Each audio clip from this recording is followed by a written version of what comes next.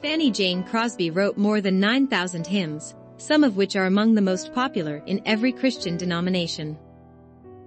She wrote so many that she was forced to use pen names lest the hymnals be filled with her name above all others.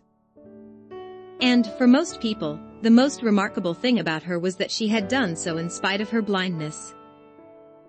"I think it is a great pity that the Master did not give you sight, when he showered so many other gifts upon you," remarked one well-meaning preacher. Fanny Crosby responded at once, as she had heard such comments before.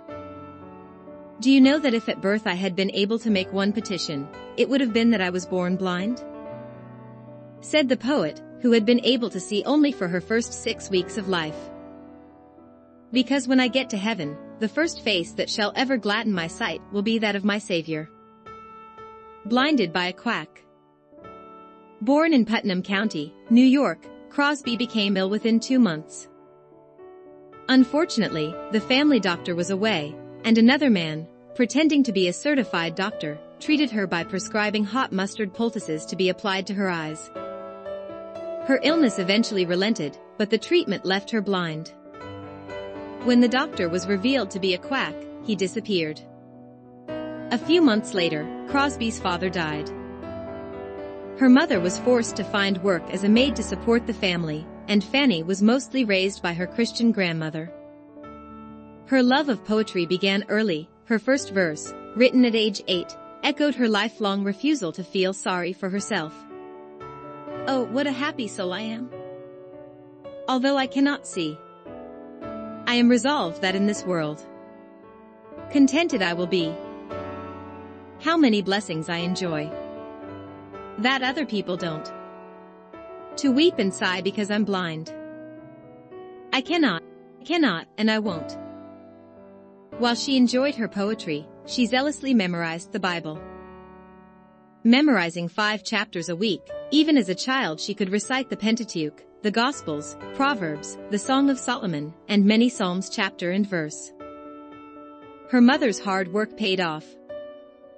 Shortly before her 15th birthday, Crosby was sent to the recently founded New York Institute for the Blind, which would be her home for 23 years, 12 as a student, 11 as a teacher. She initially indulged in her own poetry, and was called upon to pen verses for various occasions. In time the principal asked her to avoid such distractions in favor of her general instruction. "We have no right to be vain in the presence of the owner and creator of all things," he said.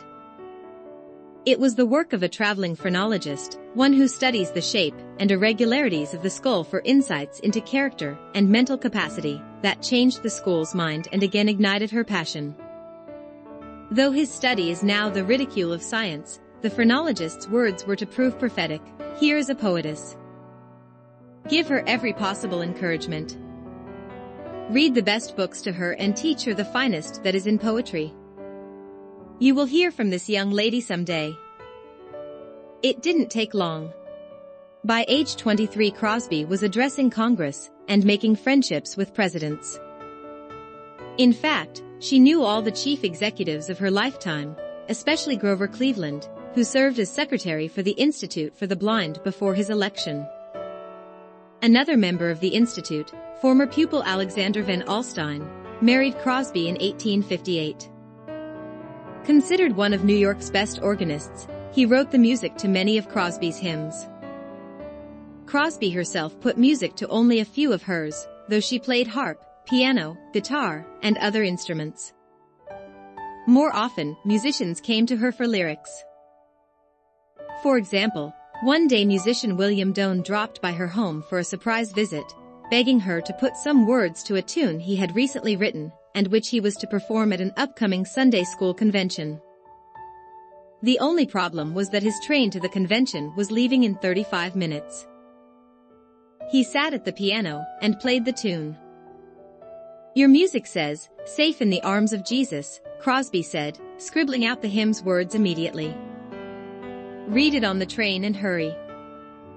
You don't want to be late." The hymn became one of Crosby's most famous. Though she was under contract to submit 3 hymns a week to her publisher, and often wrote 6 or 7 a day, for $1 or $2 each, many became incredibly popular. When Dwight Moody and Ira Sankey began to use them in their crusades, they received even more attention. Among them are Blessed Assurance, All the Way My Savior Leads Me, To God Be the Glory, Pass Me Not, O Gentle Savior, Safe in the Arms of Jesus, Rescue the Perishing, and Jesus Keep Me Near the Cross. She could write very complex hymns and compose music with a more classical structure. She could even improvise it, but she preferred to write simple, sentimental verses that could be used for evangelism. She continued to write her poetry up to her death, a month shy of her 95th birthday. You will reach the river brink, some sweet day, by and by, was her last stanza.